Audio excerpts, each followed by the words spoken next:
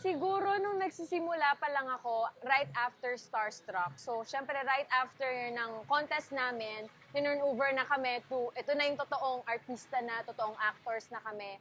And wala na kaming kinikling on to, di tulad sa Starstruck. Background story lang, di tulad sa Starstruck na talagang may nag-aalaga. And si Ate MJ Santos, she used to work in GMA. And hi Ate MJ, if nanonood ka, binibigyan niya ako ng mga gamit, binigyan niya ako ng taping chair, na alam mo yun, na wala naman akong binibigay sa kanya pabalik. Tinutulungan niya ako kasi gusto niya na along the way, maging successful ako. Gusto niya na maabot ko yung pangarap ko kahit na wala pa akong binibigay sa kanya in return nung mga oras na yun. Alam mo yun, wala siya nakukuha sa akin pero binibigyan niya sa akin willingly yung mga kailangan ko sa pagiging actor.